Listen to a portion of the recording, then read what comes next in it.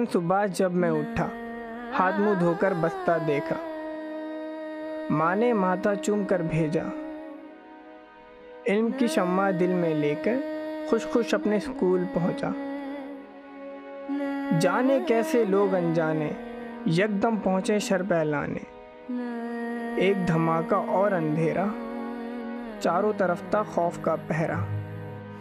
आंखें मेरी बेदम सबसे पूछ रही हैं दुनिया भर से। सबक तो पूरा याद था मुझको, फिर क्यों मारा बेकसूर मुझको।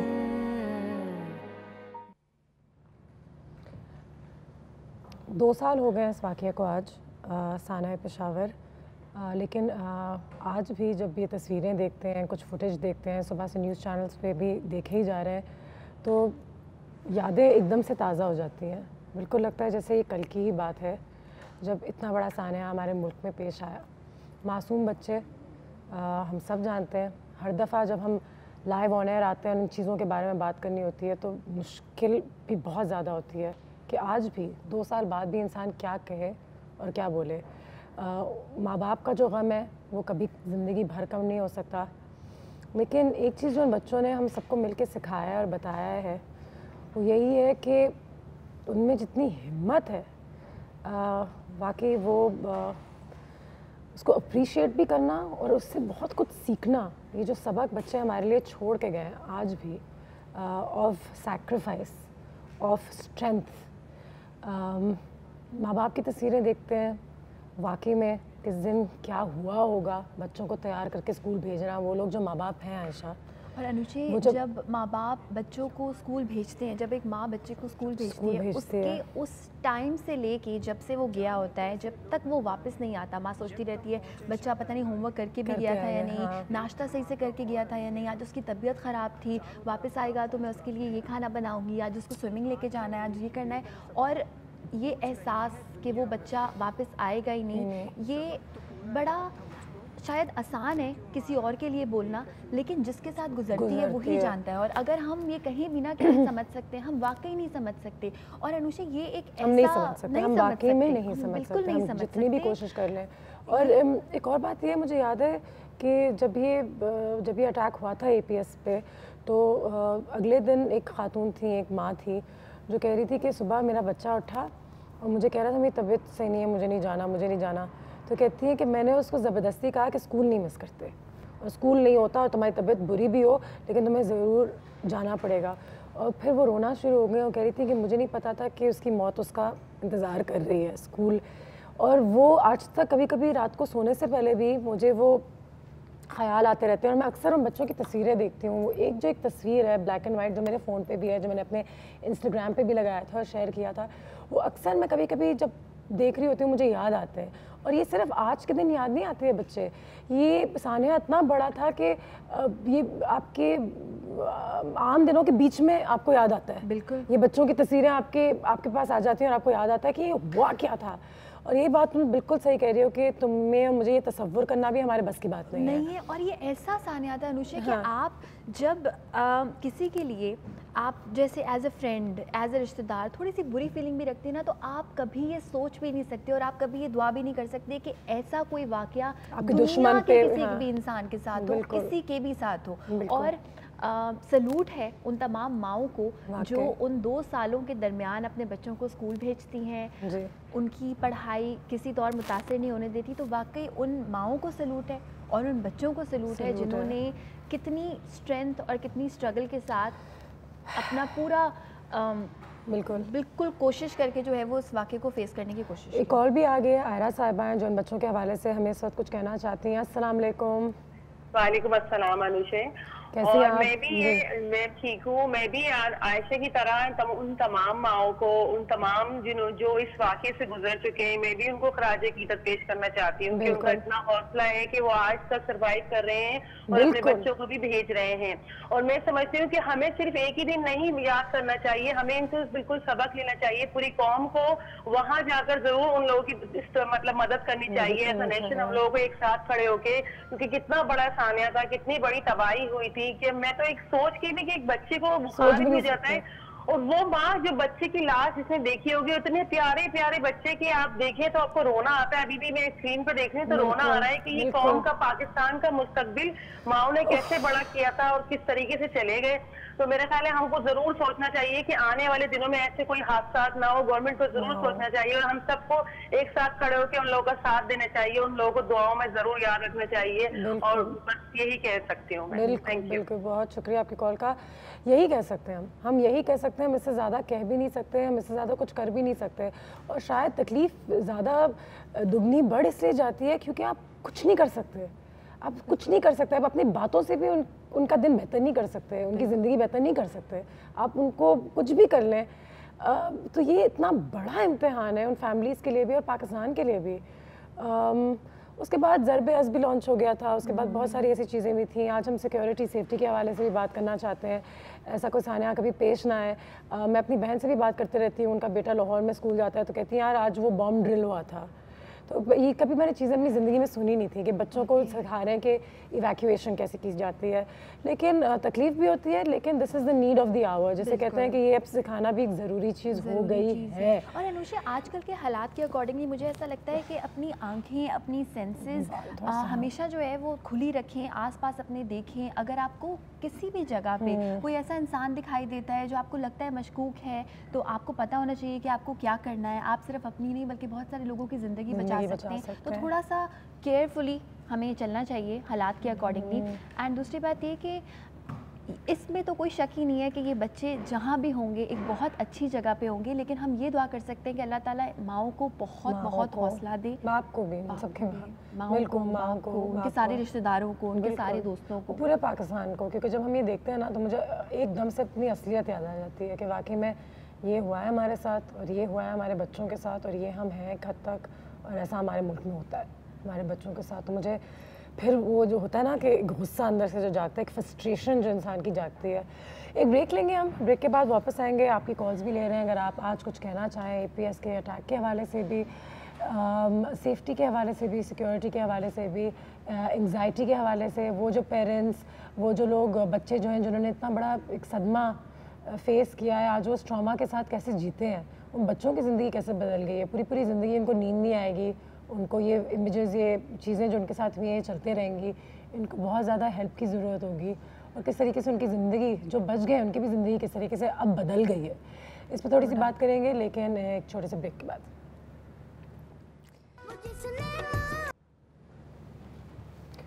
जब बच्चों के साथ ऐसा होता है ना तो इंसान वाकई में कुछ कहने के लायक भी नहीं रहता। मुझे इस वक्त ऐसे ही लग रहा है। मैं नहीं कहती कि कोई बॉम्ब अटैक या कोई भी अटैक कहीं पे भी हो तो वो ठीक है, लेकिन जब बच्चों के साथ ऐसा हुआ ना तो मुझे वाकई में उस वक्त लगा कि ये कुछ ऐसा काम हुआ है जिसका आप जवाब भी नहीं दे सकते। No doubt. जिसको आप अपने आप को मार डालें, आप पता नहीं अपने आप के साथ क्या करें। When you see children in so much pen.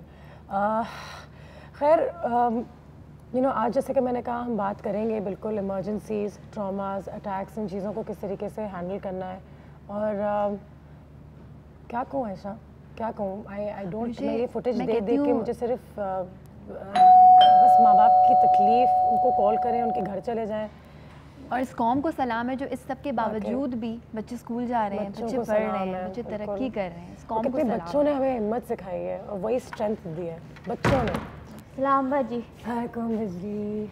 है बाजी जी, हाँ देर हो गई मुझे ना। वो पता है क्या बाजी, मैं अपने बच्चे को स्कूल भेज रही थी ना, मुझे खुद डर लग रहा था मैं अपने बच्चे को स्कूल भेजूँ कि नहीं भेजूँ। वो आपने देखा है ना आज वो APS के जो बच्चे थे तो उनके साथ बात भी कर रहे थे हैं। तो बाजी जी वो उनके साथ जो ऐसा हुआ था ना तो मुझे तो बड़ा डर लगता है। मेरे मोहल्ला वालों को तो पता है जो गवर्नमेंट के स्कूल होते हैं ना तो मेरा बच्चा तो वहाँ जाते हैं ना, तो वहाँ ना कोई सिक्योरिटी है ना सिक्योरिटी गार्ड है ना वो बाउंड्री का होता है, बाउंड्री वाल है ना, वो भी नहीं है जी। तो हमारे बच्चों को कहाँ से वो सिक्योरिटी मिलेगी। देखो बिजली, सिक्योरिटी, सेफ्टी देखने को, कहने को तो किसी भी जगह कोई गारंटी नहीं है, कहीं भी कुछ भी हो सकता है। लेकिन इस वजह से अगर तुम अपने बच्चे को पढ़ाओ नहीं तो ये सबसे बुरा काम करोगी तुम अपने बच्चे के साथ। पढ़ाओ, उसके लिए दुआ करो, यकीन रखो अपने आप पे, अपने बच्चे पे कि वो तुम्हारा नाम रोशन करेगा। और अल्लाह पे यकीन करके बिल्कुल स्कूल तो भेजना ज़रूरी है। और आज के दिन वाकई में हर इंसान थोड़ा सा हिल जाएगा अपने बच्चे को स्कूल जाने से भेजने से पहले, लेकिन पढ़ाना तो है। नहीं तो बाजी मैं तो ये कहती हूँ कि मैंने अपने बच्चे को पढ़ाना है, उसको पढ़ा फिक्रमंद हो रही है ना, भेज भी दिया है और दिल में भी वो हो रहा होगा कि सही है खैर। लेकिन क्या करे बाजी जी, हम तो माँ है ना, माँ को तो तड़का लगा रहता है। मेरी मल्ले वाली जितनी है ना वो भी माएँ हैं, है ना, आप बताएं। वो कह रही हैं हाँ, तो उनके भी ऐसे दिल में होता होगा ना कि हमारे बच्चे पढ़ने गए। आप ये देखें, आप भी आपकी भी तो अम्मा है ना, आपको तो थोड़ी सी आपकी भी अम्मा है, तो आप जैसे 5 मिनट ऊपर हो जाते तो फौरन फ़ोन करते हैं ना, बेटा अभी तक कार क्यों नहीं आई, परेशान हो जाती। तो हम तो आप अच्छा पता है ये रिश्ता इतना खूबसूरत है माँ बच्चे का, बाप बच्चे का, कि आप जो सारे लोग इस वक्त देख रहे हैं वो इतने लकी हैं कि आपकी माँ आपके पास है, आपका बच्चा आपके पास है। ये टाइम आपको नहीं पता कभी दोबारा आपकी ज़िंदगी में आएगा या नहीं आएगा। सबसे दुनिया का खूबसूरत रिलेशनशिप है और उसको जितना आप अहमियत दे सकते हैं, जितना एंजॉय कर सकते हैं उतना कम है। और ये बात भी है ना कि कहते हैं कि आपको नहीं पता कि आपके साथ अगले मरहले में क्या होने वाला है, अगले लम्हे में आपकी ज़िंदगी कहाँ से कहाँ जाने वाली है। तो हमें हमेशा डर लगता है कि जब हमसे हमारे प्यार करने वाले, जिनसे हम प्यार करते हैं, अगर हमसे बिछड़ जाएंगे, अगर हम भी कहीं चले जाएं उनसे दूर, तो उनका क्या होगा। इसलिए यही बात सोच के अपना भी ख्याल रखना, अपने बच्चों का भी ख्याल रखना, लेकिन एक अच्छी नीयत के साथ इस दुनिया में भी निकलना कि हमने आगे भी बढ़ना है, तालीम भी हासिल करनी है, काम भी करना है और बच्चों को इतना इंडिपेंडेंट बना देना है कि वो जाएं स्कूल। वाकई में कहने में आसान है बिजली, मुझे पता है तुम्हारे बच्चे हैं और हमारे लिए कहने में आसान है, करने में मुश्किल है। बाजी जी हम लोग जो है ना उन सब बच्चों के लिए दुआ कर सकते हैं और जो है ना जैसे भी अभी थोड़ी देर के लिए सब रहेगा, हम लोग बैठ के उनके लिए पढ़ के उनको बख्श देंगे। बस हम अपने मोहल्ले वालों के लिए और जो शहीद हुए हैं ना उनके लिए हम इतना ही कर सकते हैं, इतना ही कर सकते हैं, इतना ही कर सकते हैं। दुआएं बिल्कुल करेंगे। ब्रेक पे भी जाएंगे। ब्रेक से पहले मैं तुमसे ये भी पूछना चाहूँगी कि भूख तो लगती है रोज़ सुबह। आज मैं बना रही हूँ पास्ता अल्फ्रेडो और उसमें यह है कि मैं थोड़ा सा क्रीमी सा एक सॉस बनाऊँगी, चिकन है, बच्चों की याद में लंच बॉक्स खाना से ज़्यादा कुछ कर नहीं सकते हम। और वो तमाम माएँ जो कि इतनी खुशकिस्मत हैं और अल्लाह करे हमेशा खुशकिस्मत रहें जिनके बच्चे उनके साथ हैं, उनके लिए बनाएं और जब वो स्कूल से आएँ तो गरम गरम खाएं। बिल्कुल, ब्रेक के बाद।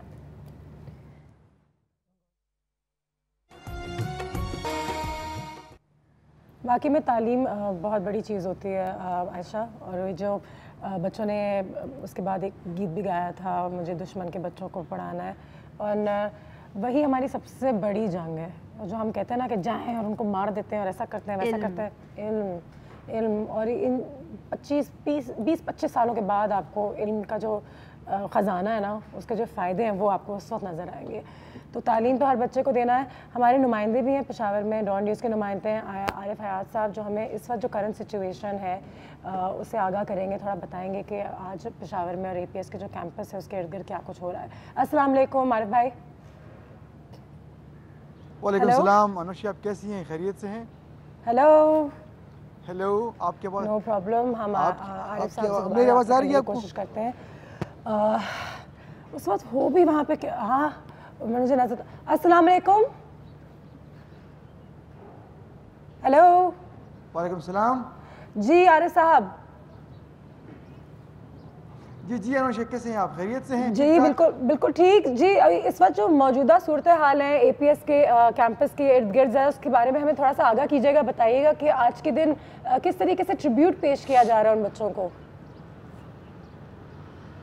जी बिल्कुल अनुषा, मैं तो थोड़ी तमहीदन बात करूँगा कि इस जो वाक़या है इसको तकरीबन 2 साल गुजर गए हैं। इसका आज दूसरी बरसी बनाई जा रही है, लेकिन APS के जो शुहदा हैं, उनके लवाहिकीन हैं, उनके वालिदैन हैं, उनके आंसू के थमने का नाम नहीं ले रहे हैं।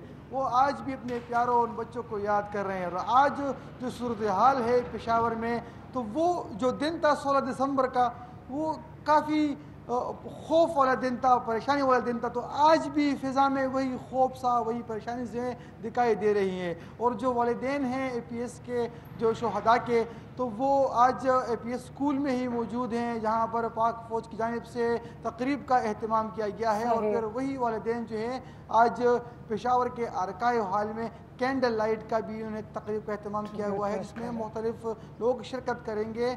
और इस तरह जो दीगर स्कूल्स वगैरह है वो तो बंद है, लेकिन कुछ स्कूल्स ऐसे हैं जिसमें शहदा की याद में शम्म रोशन किया जा रही हैं और तकरीब का अहतमाम किया गया है। और जो दीगर सिविल सोसाइटी की तंजीमें हो गई, NGOs हो गए, तो वो भी आज पेशावर प्रेस क्लब के सामने उस अलमनाक हादसे को याद करेंगे और उस हवाले से तकरीब का अहतमाम करेंगे। और अनुषा, ये जो वालिदैन हैं आज भी हम उनसे मिलते हैं और उनके जो कैफियत है, उनके जो हालात हैं, तो वो हमें आज भी यही बात कहते हैं कि 2 साल कबल जो सानिया हुआ था हम वही ही, हमारा जहन वही अटका हुआ है। हम अभी भी अपने उन बच्चों को याद करते हैं और अपने घरों पर, अपने घरों के अंदर कमरों पर उन बच्चों के बड़े बड़े जो है तस्वीर उन्होंने लगाई हुई हैं, उनके किताबें जो है, उनके कपड़े हैं, उनको घरों के मुख्तलिफ जगहों पर आवेज़ा किया हुआ है, लगाया हुआ है और उन सबको देख कर अपने बच्चों को याद कर रहे होते हैं। आरिफ साहब, मुझे बताइए कि मैंने एक जगह सुना भी था, पढ़ा भी था कि APS में जो एडमिशन्स हैं बच्चों की वो इस अटैक के बाद ज़्यादा बढ़ गई हैं और बच्चे आ रहे हैं और इसी स्कूल में तालीम हासिल करने उसको ज्वाइन भी कर रहे हैं, तो ये बात सच है एक हद तक? जी बिल्कुल, जैसे ही ये वाक़या हुआ अनुषे, तो उसके जो अगले साल जो एडमिशन होने वाले थे तो उसमें नुमाया इजाफा हुआ था और इस मरतबा तो सिर्फ पेशावर और उसके जो नज़दीकी अजला हैं तो वहाँ से लोग यहाँ पर आते हैं, पढ़ते हैं, लेकिन सूबे के मुख्तलिफ इलाक़ों से लोग पेशावर में जो आरिफ पब्लिक स्कूल वाक़ है तो इसमें एडमिशन के लिए काफ़ी ज़्यादा बच्चे जो हैं वो यहाँ पर आए और एडमिशन लेना चाहते थे और यही ख्वाहिश ज़ाहिर कर रहे थे कि यहाँ इस स्कूल में हमारी उम्र के हमारे जैसे दोस्त जो हमारे थे यहाँ पर पढ़ रहे थे उनको शहीद किया गया था, अब हम इसी स्कूल में पढ़ेंगे, यहाँ से तालीम हासिल करेंगे और उनको मुँह तोड़ जवाब देंगे उन दहशतगर्दों को। साथ में सिर्फ पेशावर वाले APS नहीं बल्कि जो सूबे के दीगर अजलाओं में जो APS स्कूल्स हैं, तो पूरे एक चेन है, एक सिस्टम है, तो उनमें भी एडमिशन का जो सिलसिला है, जो इजाफा है, उसमें इजाफा हो गया और बहुत सारे बच्चे उसमें एडमिशन ले रहे हैं और यही अज़म दिखा रहे हैं, यही अज़म दिखा रहे हैं। इस दिन पर हर एक स्कूल के बच्चे का जो होता है यही एक अज़म होता है कि हमने अपने उन शहीद बच्चों के खून का बदला लेना है और जो दहशतगर्द है उनको कलम के जरिए। आरिफ साहब, मुझे ये बताइए कि इस अटैक के बाद क्या पेशावर में जो स्कूल्स हैं उनकी सिक्योरिटी बेहतर हुई है? क्या हमारे बच्चे पेशावर में इस वक्त या वहाँ पे सिक्योर हैं? अनुषे, ऐसी बात है कि इसके बाद तो काफ़ी तेज़ी आ गई हुकूमत की जानिब से भी कि पेशावर भर में, सूबे भर में जितने भी स्कूल्स हैं, सरकारी प्राइवेट जितने भी स्कूल हैं, उनको मुकम्मल तौर पर महफूज बनाया जाए और उनके जो इंतज़ामिया हैं उन स्कूल के, उनसे ही कहा कि आप लोग ख़ुद अपने ही पैसों से जो खारदार तारे हैं, कैमरे नस्ब करें, सिक्योरिटी गार्ड को तैनात करें और जो सरकारी स्कूल है उनको एक एक सिक्योरिटी गार्ड दे दिया।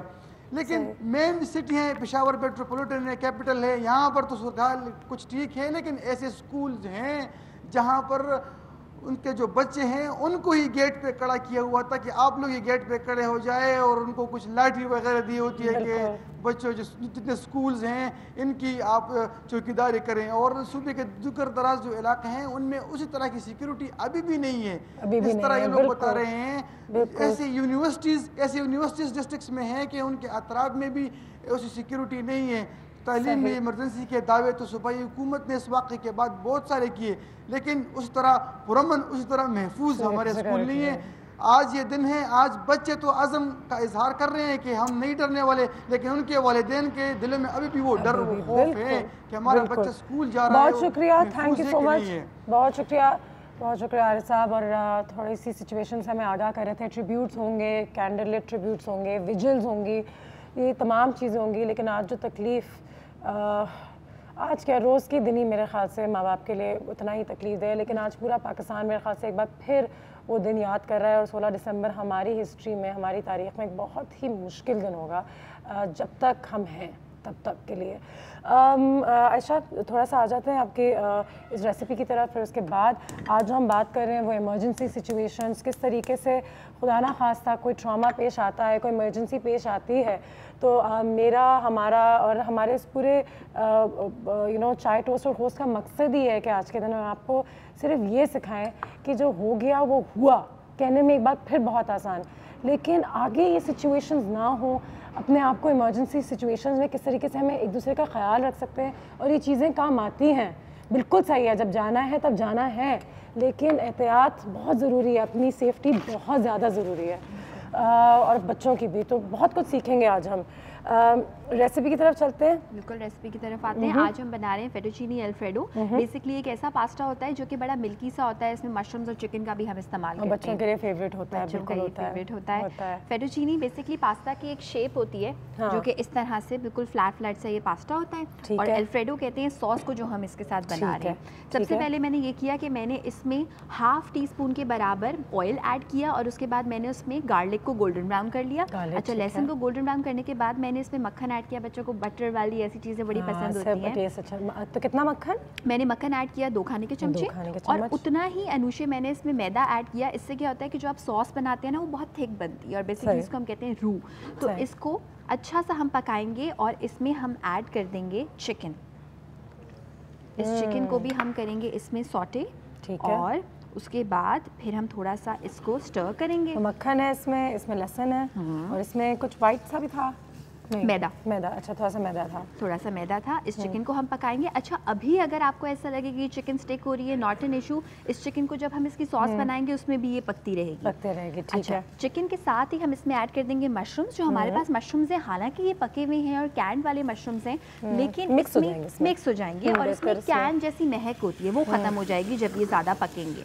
अच्छा, सीजनिंग्स मैं बता देती हूँ कि सीजनिंग्स में हम क्या क्या इसमें ऐड करेंगे। बिल्कुल सिंपल प्लेन रखेंगे, बच्चों के लिए बना रहे हैं। तो सीजनिंग्स में हम ऐड कर देंगे इसमें थोड़ा सा चिकन पाउडर, साथ में इसमें हम सिर्फ और सिर्फ 1 चुटकी वाइट पेपर पाउडर, बड़ी स्ट्रॉन्ग होती है ये, और इसमें हम काली मिर्चें ऐड कर देंगे 1, 2 and 3 पिंचेस के बराबर। चिकन कितना लिया तुमने इसमें? मैंने चिकन इसमें लिया है तकरीबन 1 पाव, 250 ग्राम चिकन हमने लिया है। डिपेंड करता है, अगर आपको चिकन ज़्यादा पसंद है तो आप ज़्यादा भी ऐड कर सकते हैं। इसकी हम बहुत सारी सॉस बनाएंगे, इसलिए हमने चिकन मशरूम जो है वो थोड़ी ज़्यादा क्वांटिटी में ऐड की हैं। ठीक है, और ये सारी चीज़ें हमने अच्छे से मिक्स कर ली। ठीक है, और इसमें हम ऐड करेंगे दूध, और ये जिस तरह से क्रम्स थोड़े थोड़े बनेंगे मैदे के, वो बिल्कुल सही हो जाएंगे जब हम इसमें दूध ऐड करेंगे। सो अब हम इस चिकन को बेसिकली पकाएंगे दूध में। ये हम बना रहे हैं अल्फ्रेडो की एक सॉस, और ये बड़ी थिक सी क्रीमी सी मज़े की बनती है। अभी चिकन थोड़ी हाफ कुक्ड है, इसको हम पूरा पकाएंगे, तो इसमें पकते रहेगा, और दूध में जब ये पकेगा तो चिकन बहुत ज़्यादा मुलायम हो जाएगी। बच्चों को यूजुअली ऐसी चीज़ें पसंद होती हैं, और अगर आप चाहें आपका बच्चा कोई स्पेसिफिक सब्ज़ी ना खाता हो, आप उसमें ऐड कर सकते हैं, छोटा छोटा चॉप करके ऐड कर सकते हैं, ताकि इसी बहाने उसका एक टेस्ट बड डेवलप हो जाए बच्चे का। बिल्कुल सही है। तो we can add cheese also. Cheese बिल्कुल ऐड कर सकते हैं, लेकिन हम इसमें चीज़ भी ऐड कर सकते हैं। हम इसमें ऐड करेंगे क्रीम।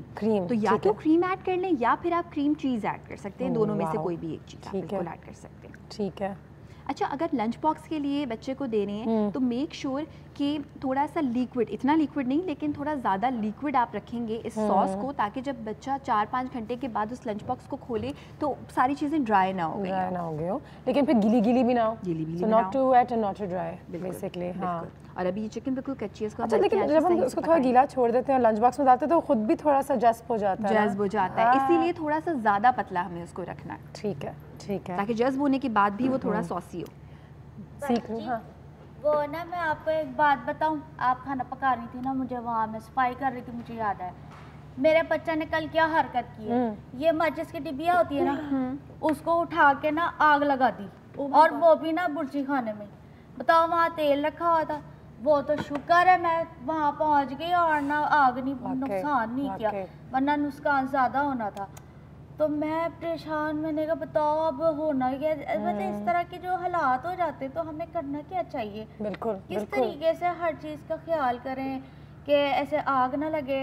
मैं ये सोच रही थी हम किसी ऐसे बंदे को ना बुला लें जो हमारे इस चीज़ का हल बता दे, हमें फर्स्ट एड का बताए। मैं जानती हूँ ऐसे 2 लोगों को, तो मैं ख़ास से उनको बुलाती भी हूँ। क्या बात है बाजी, जब कोई चीज़ का बोलो ना, इनका सारा जान पहचान के, आपके पुप्पी के लड़के तो नहीं, सारे लड़के पुप्पी, खाला, मामू, सबके बच्चे। लेकिन बड़ा ज़रूरी है, कहीं थोड़ी सी चोट लग जाए, जल जाए, आप एक बड़े हादसे से अपने आप को बचा सकते हैं। और पता है अनुषा, सीढ़ी से बच्चे गिर जाते हैं, बहुत सारे ऐसे वाक़यात हैं कि टब में पानी था और बच्चे डूब गए। मैंने ऐसे लोगों को मैं जानती हूँ।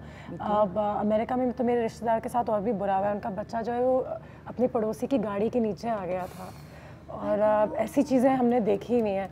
तो यही ट्रॉमा, किस तरीके से इन चीज़ों को हैंडल करना, इन तमाम चीज़ों पर बात करते हैं छोटे से ब्रेक के बाद। हमारा पास्ता भी यहाँ पे तैयार हो जाएगा। इसमें मैं सिर्फ अब क्रीम और पास्ता ऐड करूँगी और उसको मैं सर्व कर दूँगी। ज़रूरी है कि सबके घर में एक चीज़ होती है फर्स्ट एड किट। बिजली, तुम्हारे घर में एक फर्स्ट एड किट होना चाहिए, हर जगह होना चाहिए। हमारे काम की जगहों में भी होना चाहिए, हमारे घर में भी होना चाहिए, और बाज़ औक़ात तो लोग कहते हैं कि गाड़ियों में भी एक छोटा सा फर्स्ट एड किट होना चाहिए।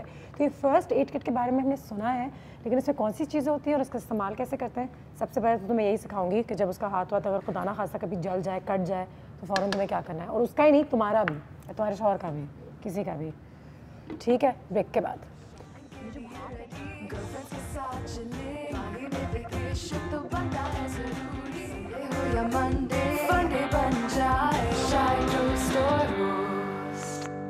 थोड़ी सी चुलबुली संडे हो या मंडे, फंडे बन जाए शायद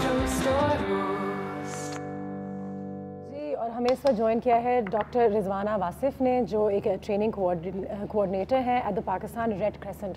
कहा था मैंने आपको कि बिल्कुल आपको सिखाना है कि खुदा ना खास्ता अगर घर में कोई इमरजेंसी हो जाती है, और आए दिन होती है, तो ये हमारा फ़र्ज़ है कि आज के दिन हम स्पेशली इन चीज़ों के हवाले से बात करें कि छोटे मोटे बड़े भी कुछ अगर डिज़ास्टर्स, कुछ घर में ऐसे कोई एक्सीडेंट्स हो जाएं तो किस तरीके से हैंडल किया जाए।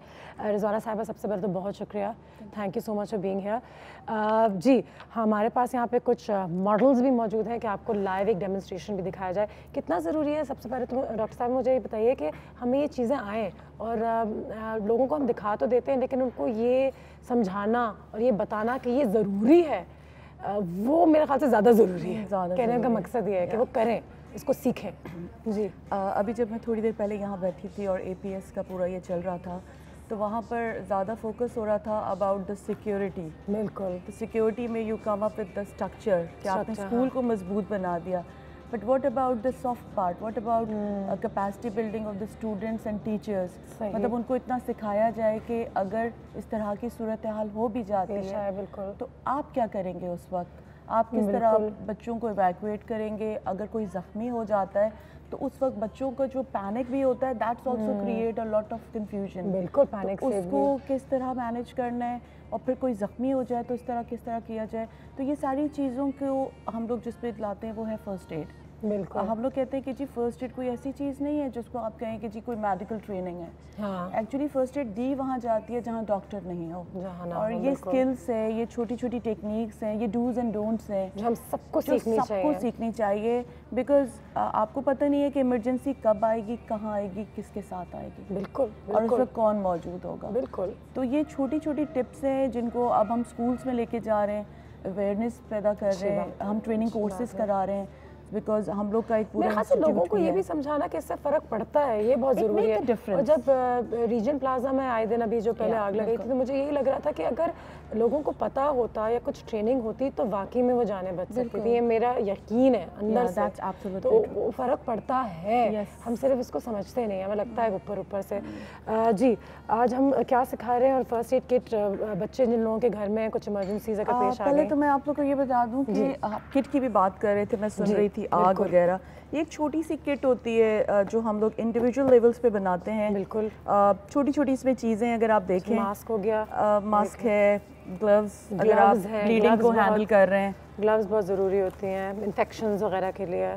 छोटा सा सैनिप्लास्ट जैसे हर घर में होता है, प्लास्ट, बिल्कुल, जो ने ये चीज़ें, कॉटन बहुत ज़रूरी है। कॉटन ये आपका चेकलिस्ट है। आप देखें इस तरह की ये बैंडेज जो आपको नजर आ रही है, ये पट्टी जिसे हम कहते हैं, हाँ, रोलर बैंडेज, क्रेप बैंडेज, ये बहुत ज़्यादा काम की चीज़ होती है।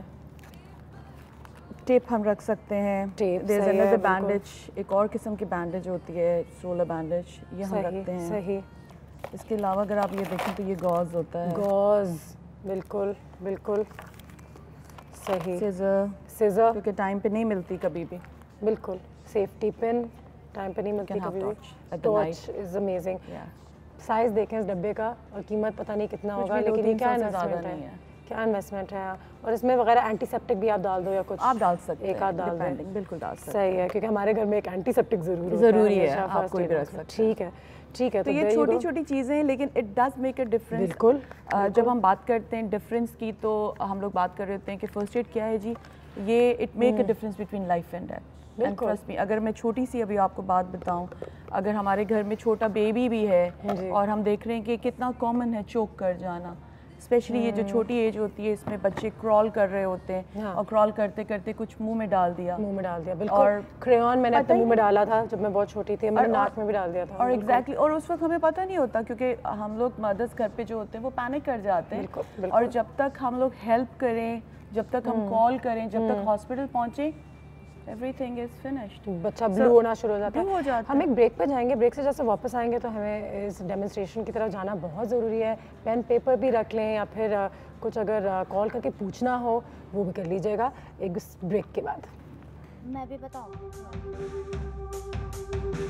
गर्मा गरम चाय की खुशबू जगाए बन जाए चाय टोस्ट और रोस्ट, मंचली थोड़ी सी चुलबुली, संडे हो या मंडे फंडे बन जाए चाय टोस्ट और रोस्ट। जी, इमरजेंसीज़ के हवाले से बात हो रही है। अगर आपके घर में खुदा न खास्ता कोई इमरजेंसी हो जाए तो उसको किस तरीके से हैंडल करना है। Ayesha, thank you for breakfast. मैंने थोड़ा सा चीटिंग करके ट्राई भी कर लिया, इट्स वेरी वेरी नाइस। जी, आ जाते हैं वापस इस सिचुएशन पे कि घर में, हर घर में यहाँ पे बच्चा तो होता ही होता है और इमरजेंसीज़ पेश आती ही आती हैं। आए दिन आप सुनते हैं कि कुछ ना कुछ हुआ है। जी, एक तो ये कि आओ सीखते हैं। एक तो मैं अभी बताऊंगी, दूसरा ये कि हम लोग का ट्रेनिंग इंस्टीट्यूट है बाकायदा, अगर कोई आना चाहे, सीखना चाहे तो बाकायदा ट्रेनिंग हासिल कर सकता है। थ्रू आउट पूरे साल कोर्सेज होते हैं। इसके अलावा मैं ये बॉक्स जब आपको दूंगी तो इसके साथ ये एक ब्रोशर है हमारा जिसमें छोटी छोटी इमरजेंसीज जो घरों में होती है, मेरे ख्याल में ये सबके पास होना चाहिए घर में। बिल्कुल ठीक है, तो ये तो हम बिल्कुल संभाल के रखेंगे। बिल्कुल जी। और हमारे पास एक बॉक्स भी है, थैंक यू सो मच, ये हम अपने घर में ही रखेंगे। अच्छा, मैं बता रही थी छोटे बेबी का, जैसे वो क्रॉल करता है और अगर वो चोक कर जाए यानी उसके गले में कोई चीज़ फंस जाए, अगर आप ये मॉडल देखेंगे नॉर्मली हमारा सांस की नाली में ये खाते खाते अगर कोई चीज़ फंस जाती है तो सांस की नाली इस तरह बंद हो जाती है। तो जब हम बेबी में करते हैं तो इट्स वेरी सिंपल, आपने सिर्फ बेबी को पीछे से आपने बैक स्लैप्स देनी है।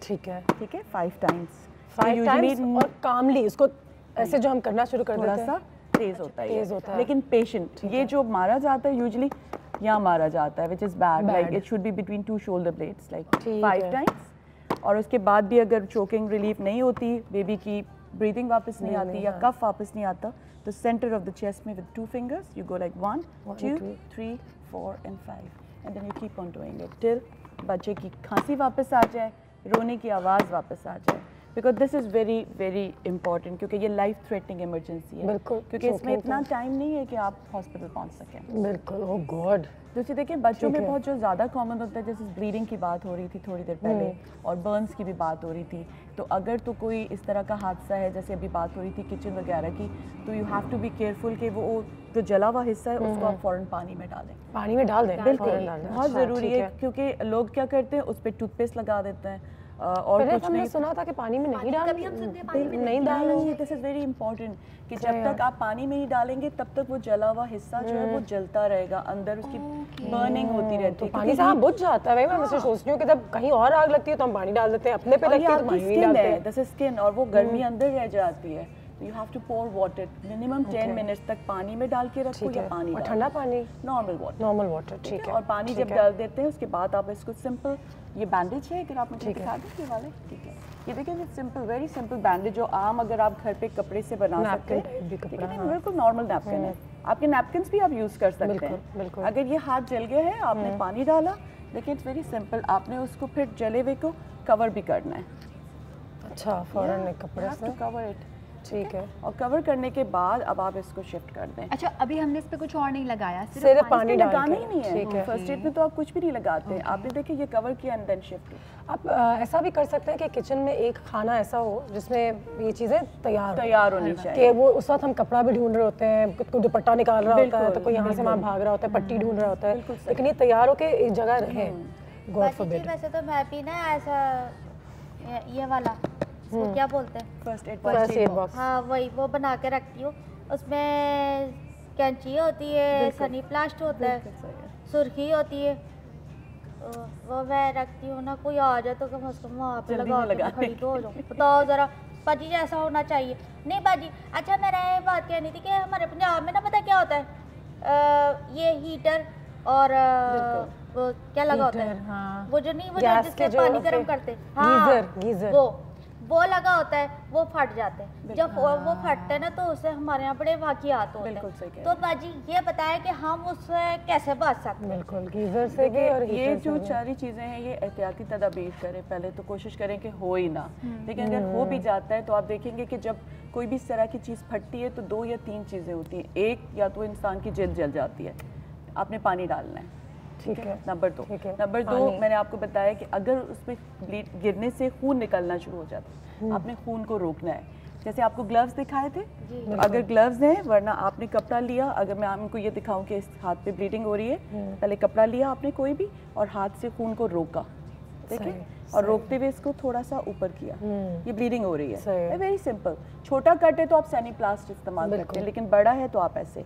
अब देखिए ये मैं कितनी देर तक पकड़ के रख सकती हूँ, मुश्किल है मेरे लिए, तो फिर मैं बैंडेज करूँगी इनको, कि आपने सिंपल इनको ये पट्टी कर देनी है। और जब आप पट्टी कर रहे होते हो तो साथ साथ आप उनसे पूछते रहें कि पट्टी ज़्यादा टाइट तो नहीं है, लेकिन साथ में ये भी देखें कि वो शख्स बैठा हुआ हो, उसको तसल्ली भी दें।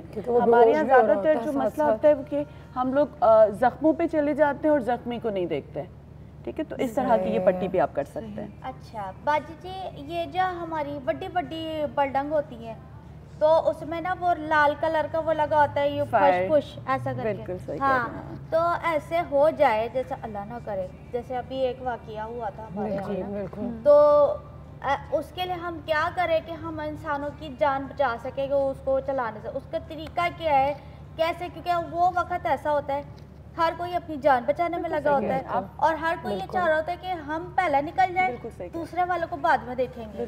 वो जो स्टैम्पीड कहते हैं ना, जो हम जल्दी में होते हैं, जल्दी में वो हम ज़्यादा जाने जाते हैं, तो कोई शीशा तोड़ रहा होता है, कोई जो कभी हज के दौरान भी ऐसी चीज़ें वाक़यात पेश आए, हज के दौरान या कोई भी बड़ा कोई गैदरिंग होती है लोगों की, तो वहाँ स्टैम्पीड हो जाता है, क्योंकि उनको लग रहा होता है हम जल्दी निकल जाएंगे, जल्दी से भाग रहे होते हैं। वो जो पुश होता है ना, उसको कैसे चला सकते हैं? मुझे उसका नाम नहीं आता जी। फायर एक्सटिंग्विशर की आप बात कर रहे हैं। हाँ वही लाल वाली। बिल्कुल, एक तो उसका होना बहुत ज़रूरी है और घरों में उसका बहुत ज़रूरी इस्तेमाल है। उसकी बाकायदा ट्रेनिंग होती है, जो आप लाल कलर का वो कह रहे हैं, उसको टैंकी जो होती है लाल कलर की, वो ज़रूरी है घर में रखना। और उसका इस्तेमाल बहुत आसान है। आपने पहले तो ये कि अपने किचन के हिसाब से उसको लेकर एक जगह लगाना है, उसमें डेट लगी हुई होती है और क्लास देनी पड़ेगी। क्लास थोड़ा सा बता दें कि इमरजेंसी में आप अपने घर की जो हाउस हेल्प होती है उसको ज़रूर बताएं कि कैसे इस्तेमाल। अच्छा डॉक्टर साहब, एक और बहुत बड़ी बात जो इमरजेंसी के हवाले से है कि मुझे किसी ने सिखाया था कि पैनिक नहीं करना, कहाँ जाए, वो आप बहुत बुरा होता है।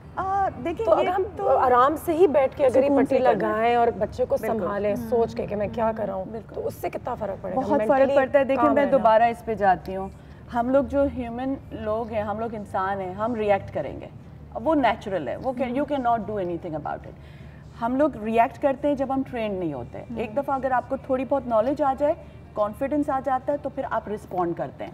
मिसाल के तौर पे अगर मेरा ही बच्चा है और मेरे बच्चे का हाथ टूट गया है, अब आप बच्चा तो पैनिक करेगा ही करेगा, दिस इज फ्रैक्चर, ठीक है, और ये कॉलोबोन फ्रैक्चर है, आपको पता है which is a serious injury. लेकिन अगर बीइंग अ मदर मैं ट्रेंड हूँ, मुझे पता है क्या करना है, क्योंकि मैंने क्लास ली हुई है, फर्स्ट एड की ट्रेनिंग हासिल की हुई है हिलाल अहमद से। मैंने क्या करना है, बच्चे को तसल्ली देनी है, उनको बताया mama knows what she is doing. ये सिंपल कपड़ा लिया, मैं आपको अगर फ्रैक्चर हो जाए तो आप देखें कितनी सिंपल चीज़ है, ये फ्रैक्चर है और इट्स वेरी पेनफुल। और अगर मैं इनको खड़ा करके गाड़ी में भी लेके जाती हूँ तो भी झटके लगेंगे, मूव करेगा, तकलीफ पड़ेगी।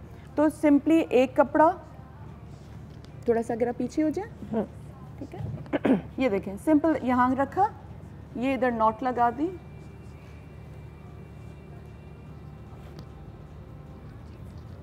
क्योंकि ये हाथ नहीं टूटा है, मैं बता रही हूँ कॉलरबोन टूटा है, पीछे कर दें इसको, ठीक है। और ये इतनी सिंपल एक टेक्निक है, लेकिन इससे आपने क्या किया, इंजरी को फर्दर डैमेज होने से बचा लिया। ग्रिप में आ गया ये, देखिए। हाँ बिल्कुल। अब अगर आप इनको हॉस्पिटल लेके जाते हैं तो ये मूवमेंट बंद है, जब तक आप हॉस्पिटल पहुंचेंगे तो डैमेज कंट्रोल हो जाएगा। छोटी छोटी चीजें हैं, लेकिन आप देखें it makes difference between life and death. Actually holding my arm, पूरा तो अपना वजन भी डाली, लेकिन ये नहीं होता। बिल्कुल। और दूसरे तो फ्रैक्चर्स हैं, लेकिन अगर जैसे किसी का हाथ जलता है या कटता है और उस पर जब हम कोई नॉर्मल सा कपड़ा लगा देते हैं और बैंडेज का इस्तेमाल नहीं करते, तो उससे कोई चांस है कि जख्म बाद में पक जाएगा, खराब हो जाएगा, बिकॉज वो कपड़ा गंदा होगा। बाजी जी, वो औरतें क्या करती हैं, तेल नहीं होता, तेल लगा देती हैं, या वो टूथपेस्ट भी अक्सर लोग लगाते हैं, जिसका भी हम बात कर रहे थे। नहीं, कटने पे हाँ, बहुत तेल लगा देते हैं कटने। मैंने तो ये भी देखा है, शहद भी लगा रहे हैं, तो कुछ लोग सुरमा भी डाल देते हैं। ये चीज़ें इन जो ज़ख्म होता है उसको ख़राब करती हैं, ठीक है ना। तो आपने करना ये चाहिए कि वो चीज़ें करें जिनके साथ फ़ायदा हो, नुकसान ना हो, और वो उसी वक्त होगा जब आप ट्रेन होते हैं। ट्रेनिंग आपको बताया कि कहाँ पे अवेलेबल है, हमें बता भी दिया डॉक्टर साहबा ने। डॉक्टर साहब आपका बहुत शुक्रिया, थैंक यू सो मच। हमारी तो बस यही कोशिश होती है कि कोई एक आध इंसान इंस्पायर हो जाए तो फिर सही से सीख सके। ऐसा किधर जा रही है? मैं खाना लेने जा रही हूँ। तुम खाना लेने जाओ। डॉक्टर साहबा thank you so much. Break के दौरान नाश्ता जरूर कीजिएगा हमारे साथ। एक ब्रेक लेंगे, ब्रेक के बाद वापस मुलाकात करते हैं। हमें कुछ और भी मेहमान हमारे घर में ज्वाइन करेंगे, देखते रहेंगे। मिलते हैं ब्रेक के बाद।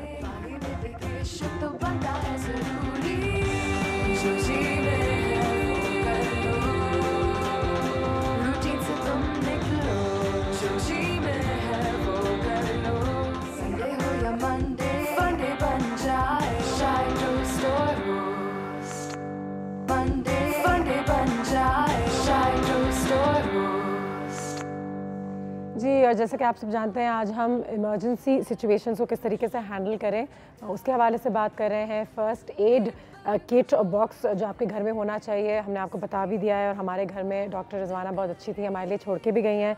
और एंग्जाइटी किस तरीके से हैंडल किया जाए। हमारे पास इस वक्त 2 गेस्ट मौजूद हैं। हमारी क्लिनिकल साइकोलॉजिस्ट हैं निर्मल नियाजी साहिबा। अस्सलाम वालेकुम। बहुत शुक्रिया आपके टाइम का, थैंक यू सो मच निर्मल साहिबा।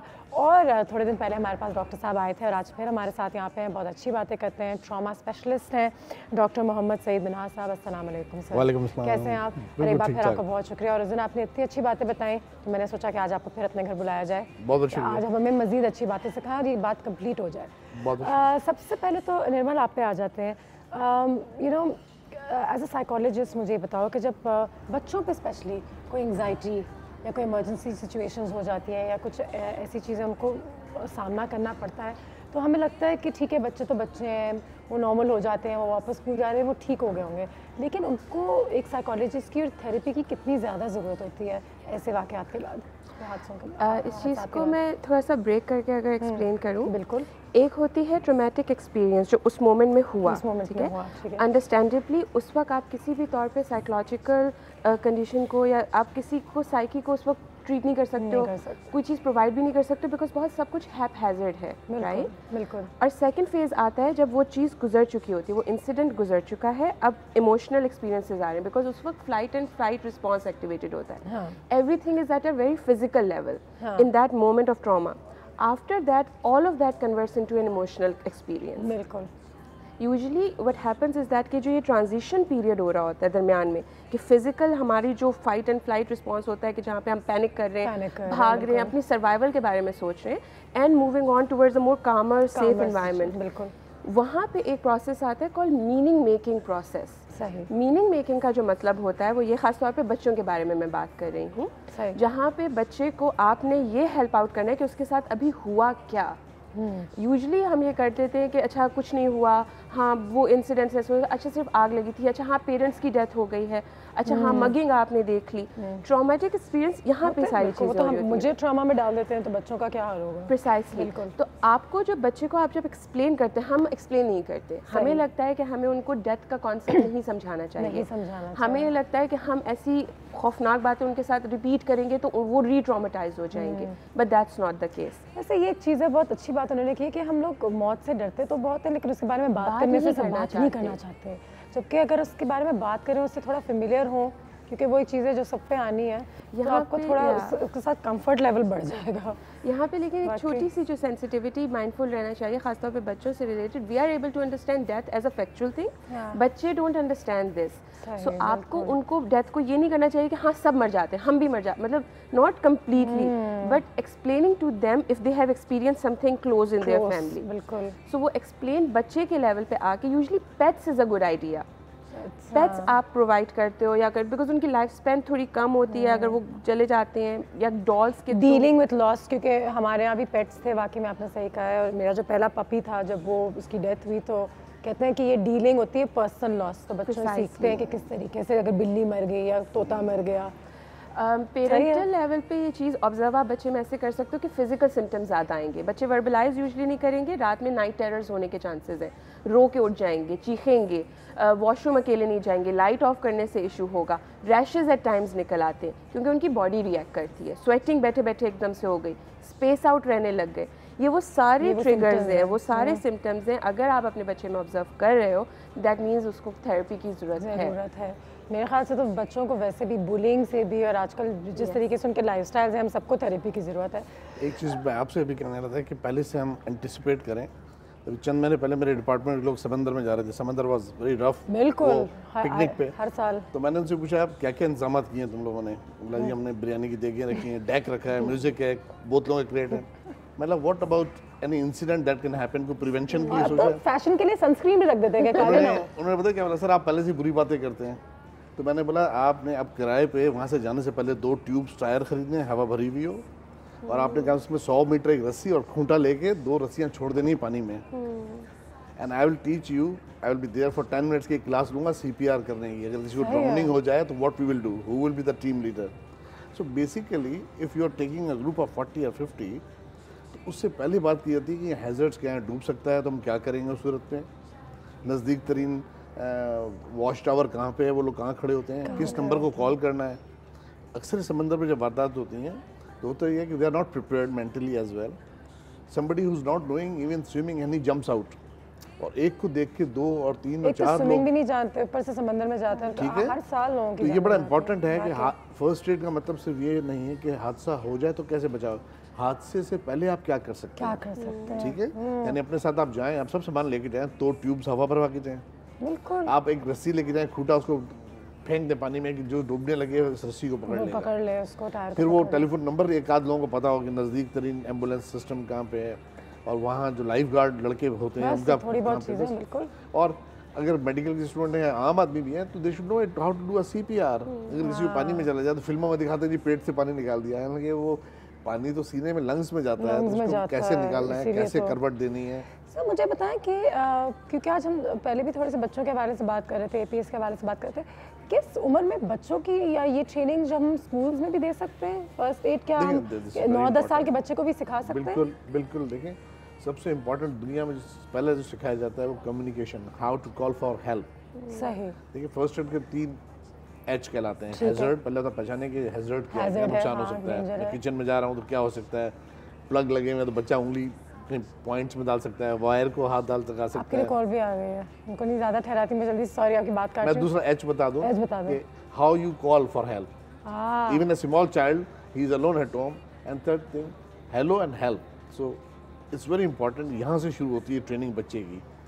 he should explain, he should be able to explain to a psychiatrist, parents, या कहीं हेल्प की ज़रूरत है। और फिर ये फर्स्ट एड तो सिलेबस का पार्ट होना चाहिए, दुनिया भर में रहा है, और उसके बाद ग्रेजुअली बढ़ता रहता है। 8वीं जमात में क्या सिखाना है, 9th में क्या सिखाना है। आजकल तो मेरे जितने गेस्ट आते हैं हमारे घर में, मुझे तो ये लगता है स्कूल्स में ये सारी चीज़ें सिखानी चाहिए बनिस्बत बहुत सारी और चीज़ों के जो हम सिखाते हैं शायद, क्योंकि ये हमारी ज़िंदगी का जो असल सिलेबस है ना, उसमें तो हमें इन चीज़ों की ज़्यादा ज़रूरत होती है। जहाँ ड्राइविंग लाइसेंस नहीं ले सकते जब तक आप CPR की ट्रेनिंग ना लें। देखें दुनिया में कैसे मुल्क हैं कि जहाँ हर शख्स CPR जानता है, वो छोटे मुल्क हैं, लेकिन हर प्लाजा में 2 मैनेजर्स तब रखे जाएंगे कि वो CPR जानेंगे कि आपके क्लाइंट्स को अगर कुछ हो गया तो they should able to save the life. मैं भी हमेशा पूछती हूँ कि आपको पता है कि आपको किस तरीके से ट्रेनिंग नहीं पता होता, सिक्योरिटी गार्ड्स को पता नहीं होता कि how to use their own weapons. Call है हमारे पास। अस्सलाम वालेकुम। वालेकुम अस्सलाम अनुषे, और बहुत अच्छा टॉपिक आज आपने रखा हुआ है। आपके ऑनरेबल गेस्ट को भी बहुत अस्सलाम वालेकुम, बहुत अच्छी अवेयरनेस दे रहे हैं। थैंक यू, बहुत शुक्रिया। मेरा मतलब पर्सनली जो मैंने देखा है, मैंने ऑब्जर्व किया है, जो मेरे आसपास मेरा अपना पर्सनल एक्सपीरियंस है कि वो ये है कि हम बच्चों को डराते बहुत हैं। डराते पाकिस्तानी बच्चे अगर हम देखें तो बहुत ज्यादा खौफजदा होते हैं। जैसे अभी APS का वाकया हुआ था, अभी जुनैद जमशेद का हाल ही में वाकया हुआ है, तो बच्चे इतना पैनिक हो गए, बच्चे स्कूल से आके पूछ रहे मम्मा क्या हुआ, अब हम भी जहाज में बैठेंगे, क्रैश हो जाएगा, इस तरह के सवालात। और ये सब सारी चीजें ये जो इम्पैक्ट जो पूरा ये छोड़ती है ना बच्चों पे, तो ये एक डर और खौफ की सिचुएशन छोड़ती है। तो हम कितना भी उनको मोटिवेट मोटिवेट करें तो, लेकिन ये बाहर से सब चीजें इस तरह से आती हैं कि वो डरते हैं और उनके अंदर खौफ बैठ जाता है। मेरा अपना पर्सनल एक सवाल ये है कि हम इस ऐसी चीजों को कैसे बच्चों को बताएं, कैसे हैंडल करें, उनका ये डर खौफ कैसे दूर करें। इवन ये कि बच्चे पार्क में जाते हैं, अभी किडनैपिंग का इतना होने लगा, बच्चे नहीं मम्मा पार्क में कोई आएगा तो उठा के ले जाएगा, तो माँ बाप तो कोशिश करते हैं कि उनका ओवरऑल मोरल बढ़ाएं, उनको डर खौफ निकालें, लेकिन समहाउ एनवायरनमेंट से और मीडिया से थ्रू आउट उनके दिल में खौफ बैठ जाता है।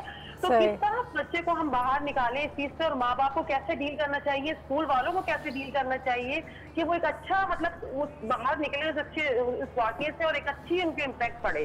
थैंक यू सो मच, बहुत शुक्रिया, थैंक यू सो मच। एक ब्रेक लेंगे हम, ब्रेक के बाद जैसे वापस आएंगे इस हवाले से बात करेंगे, क्योंकि ये चीज़ मैंने भी बहुत देखी है। वो पानी से डर रहा है, वो स्विम नहीं कर सकता, तो वो जानवर से डर रहा है, तो उससे ब्रेक के बाद थोड़ी सी चुलबुली, संडे हो या मंडे, फंडे बन जाए शायद स्टोर होस्ट। मंचली थोड़ी सी चुलबुली, संडे हो या मंडे, फंडे बन जाए शायद स्टोर होस्ट। Welcome back. और ब्रेक के दौरान माइंडफुलनेस की थोड़ी बहुत बात हो रही थी, लेकिन उससे पहले हमारे कॉलर का जवाब ले लेते हैं कि वही बात जो उन्होंने भी की थी कि बच्चे जो हैं they go into a lot of these experiences, उनको किस तरीके से हैंडल किया जाए। मुझे उनका सवाल एग्जैक्टली नहीं याद, लेकिन जितना मुझे याद आ रहा है उसमें यही था कि वो अपने बच्चों के हवाले से काफ़ी परेशान थी और वो कहते हैं कि हम उनको हर चीज़ से बहुत ज़्यादा बचा देते हैं और डराते बहुत हैं। मैंने आपसे जैसे जिक्र भी किया कि APS के इंसिडेंट के बाद जो कमिंग ईयर था 2015 का जो ईयर था, उसमें ये एक्सपीरियंसेस हमने बहुत नोट किए कि पेरेंट्स अपने छोटे बच्चों को ला रहे थे विद बेड वेटिंग की प्रॉब्लम, नाइटमेयर्स की प्रॉब्लम, ब्रीदिंग की प्रॉब्लम, स्कूल में बैठे बैठे एकदम से पैनिक अटैक हो गया and they believed it's something else related. They could not make the connection कि it was actually that particular incident. जब वो जो कॉलर ने बात की, वो उनको मैं थोड़ा सा बताना चाहूँगी कि आपके बच्चे ने भी, आपने भी वो ट्रॉमा पर्सनली एक्सपीरियंस किया, बट सेकंड हैंड तौर पे आप ऑल टुगेदर गुजरे, एज अ नेशन हम उस चीज़ से गुजरे, हमें भी उसका ट्रॉमा, लेकिन हमने उसको प्रोसेस नहीं किया, हमने उसको बैठ के आपस में भी डिस्कस नहीं किया कि ये हुआ क्या। हम सैड थे, ट्रेजिक था, सब कुछ था, लेकिन प्रोसेस नहीं किया। उन बच्चों की जब काउंसलिंग हमने करना शुरू की, उनको एक कथारसिस का चैनलाइजेशन, एक टेबल दिया कि जहाँ पे वो अपने आप को एक्सप्रेस कर सके। So we help them understand कि येस एट टाइम्स आपका जिस्म, आपकी जान अंडर थ्रेट आ सकती है, लेकिन ज़रूरी नहीं है कि हर वक्त और जब आए तो फिर क्या प्रिकॉशंस लिए जा सकते हैं। जैसे डॉक्टर साहब बात कर रहे थे कि बहुत मैक्सिमम सिचुएशंस हैं जहाँ पे हम चीज़ों को प्रिवेंट कर सकते हैं। बिल्कुल। एक चीज़ जो डॉक्टर साहब ने बहुत खूबसूरत सी की थी वो ये थी कि अगर आप समंदर जाते हैं और अगर उसी रस्सी से वो 2 टायर लगा लेते हैं, अच्छा हमारे यहाँ ये होता है या फिर किसी चीज़ के बगैर चले जाओ या फिर जाओ मत, नहीं बेटा समंदर में नहीं जाते, जबकि मैं कहती हूँ नहीं समंदर में जाओ, नहीं बेटा घोड़े पे नहीं बैठते। तो हमारे जो बच्चे हैं ना, वो जानवरों से भी डरते हैं, वो समंदर से भी डरते हैं, वो हवाई जहाज़ से भी डर रहे होते हैं। और मैं देखती हूँ हमारी औरतें भी ऐसी हैं कि वो फिर घर से निकलने से ही डरते हैं। अल्टीमेटली यही हो जाता है कि वो ऐसे करके बैठे होते हैं कि कहीं नहीं जाएंगे, धूप से हम जल जाएंगे, जानवर हमें काट लेगा, प्लेन हमारा गिरेगा। तो और किश्ती पे नहीं बैठते, लाइफ जैकेट पहन लो, वो नहीं लेंगे। मोटरसाइकिल से एक्सीडेंट खा के आते हैं, मतलब आज के बाद मैं नहीं बैठूंगा। वो क्या बात हुई? आज के बाद आप जरूर बैठो, but learn how to drive a bike, helmet कैसे होना चाहिए। बच्चों को स्विमिंग सिखाएं, बच्चों को समंदर, जानवरों, उन चीज़ों से इंटरेक्ट कराएं। हम फिर वो नहीं कराते, फिर हमको कुछ और ही बना देते हैं। सर्वाइवल टैक्टिक मतलब आपको बचपन से सीखनी चाहिए। बिल्कुल, जो आपने सही कहा कि आप जाएं समंदर भाई, एंजॉय करें। अल्लाह मियां की कुदरत का इतना बड़ा एक इतनी हसीन सी चीज़ है, लेकिन साथ में हमारे यहाँ जो प्रिवेंटिव रोल था बड़ा डेफिशिएंट होता जा रहा है इदारों में भी जी। हम हर शख्स का काम है कि जो जानता है वो अपने साथी को सिखाए। अब कई इदारों में जैसे म्यूनिसिपलिटी के इदारे होते हैं, गटर बंद हो जाता है, एक स्वीपर साफ करने जाता है, उसको ये नहीं बताया गया वो कैसे जाए। जब वो जाता है आधे घंटे नहीं आता, उसको ढूंढने दूसरा आदमी नीचे उतरता है, वो भी नहीं आता। बेसिक कॉन्सेप्ट वो अपने बांध के जाए अपने आप को। सिर्फ 100 रुपये की प्रिकॉशन, एक रस्सी चाहिए उसको कि वो इशारा करेगा, मेरा सांस बंद होने लगेगा, मैं 2 झटके मारूंगा, मुझे वापस ले लेना। वो नीचे उतरता है, वहाँ गैसेस होती है, मीथेन होती है, अमोनिया गैस होती है जो गटर में, और वो इवन ही कांट शाउट, और वो रह जाता है। जब उसकी जॉब में आए तो दिस इज हिज पार्ट, ये हैजर्ड है, उसको सिखाया जाए कि आपने कैसे नीचे उतरना है, बता के जाना है, किसी को बाहर खड़ा रखना है, रस्सी बांध के उतरना है। इस तरह के हर शोबे में हैजर्ड्स होते हैं और हैजर्ड्स को प्रिवेंट करने का तरीका होता है। किचन में भी हर खातून को सीखना चाहिए। आजकल नेट पे हर चीज़ें अवेलेबल हैं, जैसे आपकी बड़ा सिंपल बात हुई, फायर एक्सटिंग्विशर है, लेकिन आपको उसको चलाना आना चाहिए। इसके लिए ज़रूरी नहीं आप चौकीदार को या किसी गार्ड को बुलाएंगे। बिल्कुल, हर शख्स को पता हो, इस पर लिखा हुआ भी होता है कि जब हम पढ़ते नहीं है। बिल्कुल, आपको मैं बताऊं इसका? बिल्कुल बताइए, बिल्कुल बताइए। आज यहाँ पे मौजूद है किसी वजह से। सिंपल सा फार्मूला है, इट्स नॉट वेरी हैवी। एक चेन लगी हुई है, चेन है, बिल्कुल है, ये हर उसमें लगी होगी। इसका पासवर्ड है पास, पी से पुल, ठीक है, पी से एम, जहां आपने आग बुझानी है, एस से स्क्वीज और एस से स्वीप। मैंने उस जगह को एम किया और वहां उसको स्क्वीज किया, दबाया और स्वीप कर दिया। तो इससे ज्यादा सिंपल तो कोई चीज हो नहीं सकती। यानी पुल, ये पिन को बाहर निकालूंगा तो अब ये दबने के काबिल हो गई, फिर स्क्वीज दबाया, एम, और ये सुनकर, और वापस आपने लॉक करना है, उसको दोबारा पिन को डाला उसमें और ये लॉक हो गया, और आपने जहाँ टंगाना है उसको रखना है वो रख लेंगे। ठीक है, it's very simple, very simple. और कितने होटल्स में, हॉस्पिटल्स में, it's very common thing, available है हर जगह है, डिफरेंट चीज़ों के लिए है। छोटे भी आते हैं, आपकी कार के लिए आते हैं, गाड़ी में, वैगन में, बस में। कितनी दफ़ा बसों में आग लग जाती है नीचे, सीएनजी वहाँ नहीं है, सीएनजी लगा हुआ है। बिल्कुल, आपके गैराज में होना चाहिए जहाँ गाड़ी खड़ी होती है, छोटा सा, और उसको इस्तेमाल करना आना चाहिए, और चेक करते रहें कि एक्सपायर तो नहीं हो गया, खाली तो नहीं लगा हुआ। अच्छा, जो निर्मल अपार्टमेंट्स में हमने 2-3 दफ़ा इससे यकीन करें फ़ायदा उठाया है। बिल्कुल, बिल्कुल। अभी हमारे अपार्टमेंट्स में हर गैराज में ये लगा हुआ है, और बाकायदा उसकी ज़रूरत पड़ी एक दफ़ा। शायद हमें लगता है कि हमने कभी इस्तेमाल नहीं किया, तो अब क्या ज़रूरत, शायद मुझे नहीं, मैं इससे समझने की कोशिश कर रही हूँ कि ये चीज़ें हम जानते क्यों नहीं इस्तेमाल करना आ रही है। देखिए, अब लोग सीखना चाहते हैं, कई दफ़ा यही इदारे हैं, और ये हमारा फ़र्ज़ है। हमने मेडिकल स्टूडेंट्स की एक ऑर्गेनाइजेशन बनाई, FRIP, first responder initiative of Pakistan. First responder आप नहीं हो तो आप खुद कैसे जाके इसको रिस्पॉन्ड करें, आपकी अपनी सेफ्टी क्या होनी चाहिए। एक किसी को बाय स्टैंडर्ड को, you are not doctor, but how you should respond to that situation. बिल्कुल, वो हमने शुरू किया और बहुत अच्छा इनिशिएटिव है कि 3rd ईयर का स्टूडेंट 4th ईयर को, 4th ईयर वाला 3rd ईयर को सिखाता है, 3rd ईयर वाला 2nd ईयर को अपने स्कूलों में जाके, अपने मोहल्ले में, गांव देहात में। हमने इब्राहिम हैदरी में जाके किया कि उनके मर्द सब समंदर में चले जाते हैं तो औरतें और बच्चे पीछे रह जाते हैं गाँव घरों में, तो उनको जो हादसात होते हैं उससे कैसे बचाया जाए। समंदर में जो डूब गया तो उनके अपने देसी तरीके होते थे टोटके, वो हमने फिर उनको समझाया कि कैसे बिल्कुल बिल्कुल वो किया जाए। प्याज अपने साथ समंदर में ले जाएं कि अगर उस मछली ने काट ली तो कहते हैं कि प्याज लगा लें। तो ये छोटे छोटे टोटके भी होते हैं। मुझे बताइए निर्मल साहबा, जो आपने एक बात की थी अभी, अंग्रेज़ी में तो इसका एक बहुत खूबसूरत सा लफ्ज़ है जिसे कहते हैं माइंडफुलनेस, जो सर ने भी मुझे कहा कि जब हम शादी से घर आते हैं तो अपने कपड़े बदल के किचन में जाएं चाय बनाने, कुछ पानी गर्म करने, क्योंकि हम ऐसे कपड़े पहने होते हैं जिनमें आग फ़ौरन से लग सकती है। जब किसी पतीली का इस्तेमाल ना हो रहा हो तो उसका हैंडल दूसरी तरफ करके रखें। लेकिन ये चीज़ें जो है हम जल्दी में ही होते हैं, हमेशा हमारी ज़िंदगी में एक भगड़ मची होती है, जल्दी जल्दी गर्म करो, जल्दी जल्दी बच्चों को खिलाओ, और आजकल हम कहते हैं 2 मिनट की डिश बनाओ, 4 मिनट में तैयार हो, 6 मिनट में काम पे पहुंच जाओ। ठीक है, ये तो हमारी ज़िंदगी का हिस्सा है, 2016 में हम इसको नहीं बदल सकते। लेकिन साथ ही साथ ये माइंडफुलनेस, जिसका उर्दू में कोई लफ्ज़ भी नहीं है शायद कि हम लोगों को आम लफ्ज़ों में समझा सकें, लेकिन वो किस तरीके से अपनी ज़िंदगी में इख्तियार करें। 2 मिनट बैठ के सांस लें, सोचें। जो सांस लेने का प्रोसेस है वो एक स्टेप है सिर्फ टुवर्ड्स माइंडफुलनेस। ठीक है। एक्चुअल में माइंडफुलनेस को अगर मैं थोड़ा सा एक्सप्लेन करूं, वो एक कैफियत है जहां पे आप अपनी ज़ात से मुकम्मल तौर पे अवेयर होते हैं। आपको अपनी पूरी एग्जिस्टेंस की एक फुल अवेयरनेस होती है कि I am sitting in this room right now, बिल्कुल the air is touching my body in this way, मतलब मेरा स्किन ऐसे रिएक्ट कर रही है, मेरा फेस इस तरह से हीट अप कर रहा है। अच्छा, मेरी बैक बहुत देर से मैं चूंकि झुक के काम कर रहा हूँ या कर रही हूँ तो अब दुख रही है, मुझे थोड़ा सा स्ट्रेच कर लेना चाहिए। तो इसका पहला जो कदम होता है वो वाकई होता है कि अपने सांस के ऊपर फोकस करें, क्योंकि वो एक ऐसी चीज़ है जो आप नेचुरली ले रहे हो, आपको कोई उसके लिए ट्रेनिंग, कोई पर्टिकुलर टेक्निक नहीं चाहिए। आप खामोशी से अगर सिर्फ लिटरली 1 मिनट के लिए अपनी सांस के अंदर और बाहर जाने की जो कैफियत है उससे मुकम्मल तौर पे आगाह हो जाए, that's mindfulness for you. Every day for at least 1 minute. 1 minute. You know, हम स्नूज का बटन दबा देते हैं, हम चीख लेते हैं, 1 मिनट तो कुछ भी नहीं है।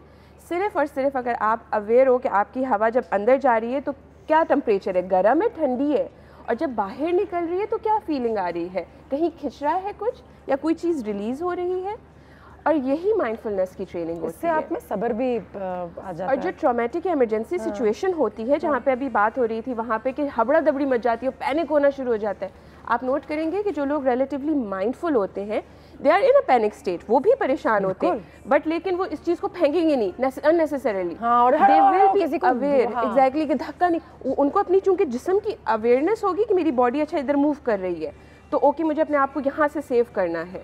दिस ऑल मैंने ये चीज़ें थोड़ी बहुत प्रैक्टिस करने से भी आती हैं डॉक्टर साहब। खुद मैंने जब कल एक शो कर रही थी तो मैं IBA के कैंपस पे थी, आपके IIM कराची के टॉक्स हो रहे थे। जैसे मैं अंदर गई सबसे पहले मैंने ये देखा कि एग्जिट कहाँ है, खुद ही, तो ये माइंडफुलनेस ही होता है। मैंने खुद देखा कि खुदा ना खास्ता अगर यहाँ कोई इमरजेंसी होगी तो मैं कहाँ जाऊँगी या मैं किस तरीके से यहाँ से निकल सकूँगी, बस। उसके बाद मैंने अपना काम किया, मुझे बहुत मज़ा भी आया, लेकिन एटलीस्ट मुझे ये पता था कि बट आप देखो माइंडफुल हो रहे थे, बट हिलेरियसली स्पीकिंग एग्जिट के सामने एक गमला रखा हुआ होगा, ये ऐसा भी होता है। आप तो मैं ये भी हमें सोचना पड़ता है फिर ये गलमे के यहाँ से जाऊँगी मैं। एक ब्रेक लेंगे हम, बिजली यहाँ पे आगे उनके कुछ एक्टिविटीज़ भी है हमारे पास जो ब्रेक के बाद हम करेंगे, तो फिर देखते रहिए, मिलते हैं छोटे से ब्रेक के बाद।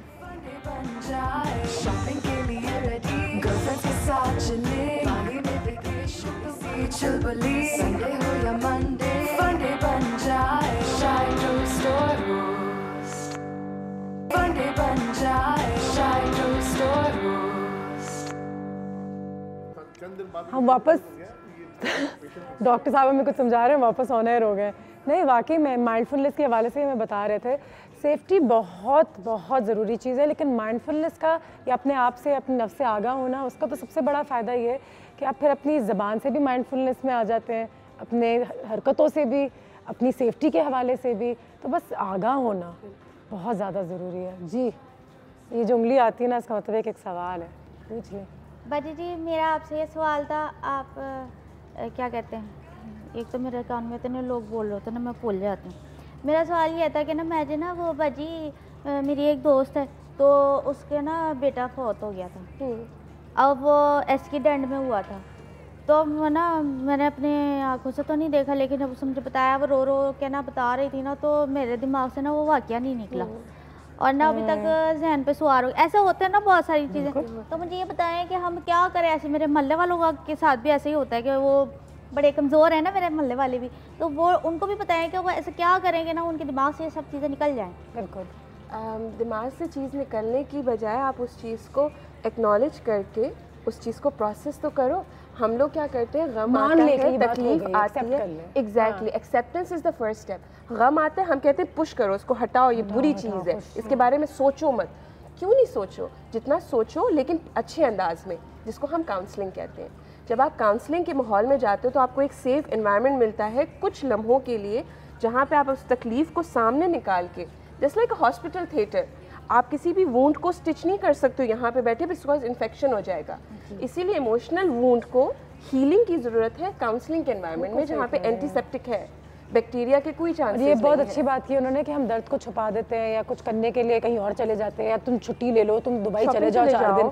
तो अगर हम इसी गम को अपना लें कि ये हुआ है हमारे साथ और ये हो गया है, तो शायद हमारा प्रोसेस ऑफ डीलिंग थोड़ा बेहतर हो जाए बनिस्बत भागने के, अपनी तकलीफों से जो हम कहते हैं कि चलो भाग जाते हैं, या फिर इस लड़के को ये प्रॉब्लम, इसकी शादी करा दो, सब सही हो जाएगा। हमारे यहाँ जो एक टिपिकल वो भी एक हैजर्ड है, बोले उससे बांध दो, खुद ही सही कर देगी।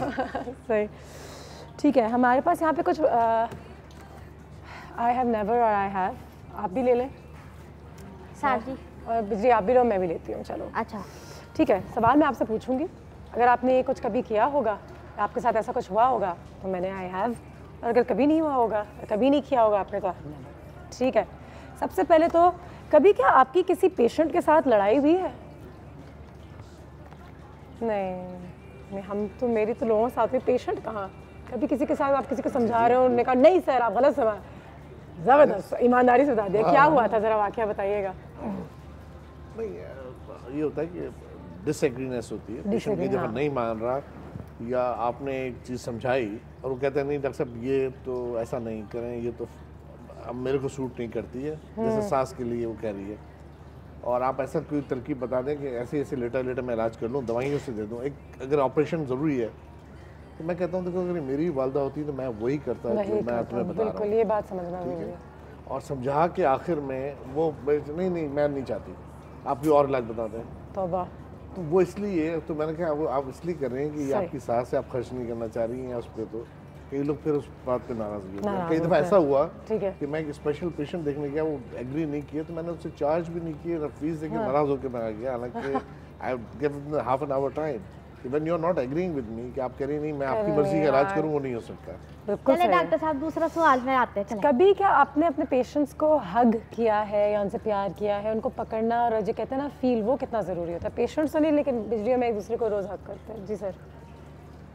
दिल तो करता है लेकिन कई दफ़ा हाँ, लेकिन उसमें हमारे प्रोफेशनलिज्म का फिर वो ऐसा है कि समटाइम्स दे टेक इट। कहते हैं निर्मल कि हगिंग और माँ की जो एक टच होती है या भाई की, बहनों की, दोस्तों की, बहुत ज़रूरी होता है। काउंसलिंग के प्रोसेस में फिजिकल टच को लेकिन आपको बहुत प्रोफेशनली अप्रोच करना पड़ता है। जहाँ से मैंने आपसे कहा कि मैंने लड़ाई कभी इसलिए नहीं की बिकॉज वो हमारे एथिक्स का हिस्सा है कि आप मजबूरी के तहत भी प्रोफेशनलिज्म नहीं कर सकते हो। That is part of the healing process. लेकिन हगिंग में every time a client has like crying, बहुत रो रहा है, तो हमें बताना पड़ता है कि मैं आपको भी हाथ आपका पकड़ सकती हूँ, मुझे उसकी परमिशन चाहिए, उसकी बॉडी है वो। So yes we do. ठीक है, अब हम जल्दी जल्दी करते हैं। कभी ऐसा कोई मोमेंट हुआ है कि आप बहुत अपने पेशेंट्स को समझा रहे हैं कोई चीज़ और उसमें मुब्तला हैं जब आपका फ़ोन बजना शुरू हो गया? नहीं, नॉर्मली ठीक है। कभी आपने ये सोचा है कि जब मैं उसमें है कि मसीहाई का रोल, तो उसमें है कि शफकत और तवज्जो दर्द को तहलील करते हैं। मरीज को सुनना भी एक हिकमत है। यानी आप दवाई नहीं दे रहे हैं, effective listening is a treatment. Effective listening मरीज को भी नहीं कहते ना कि जो लोग सुनते हैं वो लोग वाकई में, और उसको कहते हैं कि तवज्जो और शफकत दर्द को तहलील करते हैं। आप सिर्फ किसी कंधे पे हाथ रख के उसको तसल्ली और तशफ़ी देंगे। इंग्लिश में कहते हैं टेंडर लविंग केयर। बहुत सही है।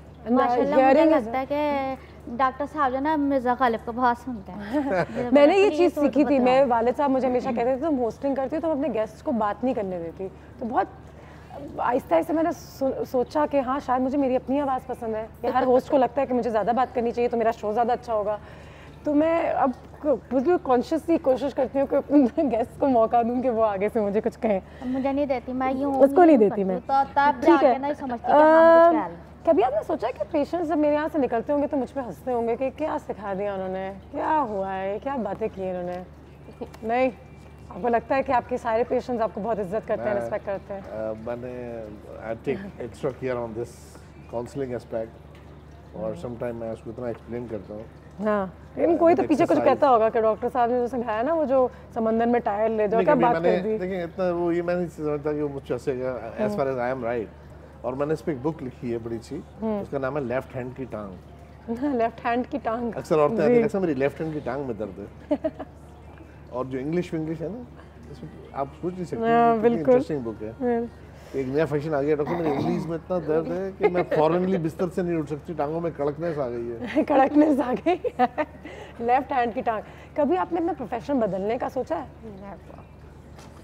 मैंने सोचा मैं 10 चीजें साथ कर सकती हूँ, इसके अलावा भी मैं चाहता हूँ उसी में और कई चीजें करूँ। बहुत कमी है। मैं भी बाजी बिजली रहूँगी। और कभी गलती से कभी किसी पेशेंट को कुछ गलत प्रिस्क्रिप्शन या कोई गलत एडवाइस कभी दे दी हो, कभी दोस्त को गलत एडवाइस दी हो? नहीं, अब अपने जहन में सोचते हुए तो नहीं, बट आई एम गिल्टी। ठीक है। और कभी किसी के साथ नियर डेथ एक्सपीरियंस हुआ है? I have never experience many times all the time we have been in disaster। वैसे हम होते तो 24 घंटे मौत के ही मुंह में हैं, वैसे कहते हुए भी थोड़ा सा वो होता है, लेकिन होता है। ठीक है जी, इंटरेस्टिंग, दैट वाज इंटरेस्टिंग। जाते जाते डॉक्टर साहब, आज जो हम अपने इमरजेंसी के हवाले से बात कर रहे थे और एंग्जाइटी के हवाले से बात कर रहे थे, इमरजेंसी पे आप एक मैसेज ज़रूर दीजिएगा, और एंग्जाइटी को कैसे हैंडल करना है मैं चाहूँगी हमारी थेरेपिस्ट के हवाले से बात करें। देखिए मैं तो कहता हूँ, the best way to avoid a trauma और डिजास्टर और emergency is prevention, precautions, learn prevention, about एहतियात जो कहते हैं। एहतियात, हैजर्ड्स को पहचानें, जहाँ भी आप जाएं क्या हादसा हो सकता है एंटिसिपेट करें और उसकी तैयारी रखें। हमेशा तैयार रहेंगे आप तो कभी मार नहीं खाएंगे। ठीक है, मैं सोच रही थी कि मैं करूँ और देखूँ रिएक्शन, लेकिन ठीक है, प्रिपेयर फॉर द वर्स्ट। बिल्कुल सही है। मेरा मैसेज जो सिर्फ होगा वो ये है कि जितनी वैल्यू आप फिजिकल ट्रॉमा को देते हैं, उतनी अगर इमोशनल ट्रॉमा, जो कि anxiety is one part of it, अगर हम देने लग जाएं तो as humans and as society will feel a lot better. Counselling is nothing wrong, मतलब काउंसलिंग इज़ समथिंग जो कि बहुत रिस्पेक्टेबल चीज़ है, लोगों को आना चाहिए, इसमें कोई शर्मिंदगी की बात नहीं है। आप अपने जिस्म के ज़ख्म को भी तो ट्रीट करते हैं ना, तो अगर इमोशनल कोई ज़ख्म है तो उसको भी टच करवा दें, उसको भी थोड़ा सा हीलिंग का मौका दे दें। It's really a request because people don't and I see them in pen, but इतनी एम्बेरसमेंट उनको हो रही होती है काउंसलिंग से रिलेटेड, जो कि नहीं है, एक बहुत इज्जत वाली चीज़ है, बट आप लोग उसको भी वैल्यू दें। Very important aspect, but people most of the time they don't take it seriously. They don't. उनके कई प्रॉब्लम ऐसे आते हैं जो हमारे फिजिकल शेप में आते हैं। Exactly. मैं जब देखता हूँ, मैं पूछता हूँ कोई विडोअर है या माइक हाँ some unmarried young girl है और continuously she is coming with low backache and there is no physical finding. Psychosomatic होता है। This is fibromyalgia. लेकिन ये आप लोगों की तो इसलिए एक्सपर्ट्स का, इसलिए आपको लोगों के पास जाना कि आप फिर आप उसको बताएंगे कि बीबी यहाँ नहीं। They don't accept कर हम उनके पास जाएं। डॉक्टर मेरे कमर में दर्द है, आप कहती हैं कि मैं नफ्सियाती हूँ। और बहुत रेयर डॉक्टर होते हैं जो उसको बहुत खूबसूरत अंदाज में उनको एक्सप्लेन कर सकते हैं कि नहीं बीबी, नफ्सियाती होना नहीं है, आपकी सिर्फ एक तकलीफ है जो कि एक इमोशनल तकलीफ है, बस फिजिकल नहीं है। तकलीफ तो तकलीफ है। मेरे से उसको भी एक चीज़ बदल देना चाहिए, मेंटल इलनेस कोई और चीज़ होती है एंड सीकिंग ए थेरेपिस्ट कोई और चीज़ होती है। ठीक है, हाथ अच्छा टच इज इम्पोर्टेंट। एक्स्ट्रा देंगे हम यहाँ पे, करेंगे, आप कर देना। बिजली क्या मैसेज दोगी? मैसेज यही है कि अल्लाह पाक सबको अपने घर में और सबको अपने हिफ्ज़-ओ-मान में रखे, दुआ है, बिल्कुल सबकी इज्जत करें, सबसे मोहब्बत करें, सबका ख्याल रखें, खुश रहें, दूसरों के लिए भी अच्छा सोचें अगर अपने लिए सोचते हैं। और सबसे बड़ी बात, अपने मोहल्ले में देखें कि कोई भूखा तो नहीं सो रहा, कोई परेशान तो नहीं है, सबकी मदद करें, सबके साथ वैसे रहें जैसे अपने कार वालों के साथ रहते हैं। और आप तो मेरे मोहल्ले वाले हैं, मैं तो वैसे ही आपके साथ रहती हूँ। ठीक है जी, अपना बहुत ख्याल रखिएगा। बाजी नूशे के साथ हमारी सारी टीम के साथ जी मंडे को मिलेंगे। मंडे को मिलेंगे। खुदा हाफिज़। आप मुस्कुराएं, उसको कोई खर्चा नहीं, हमेशा मुस्कुराती हैं। पेपर छोड़ो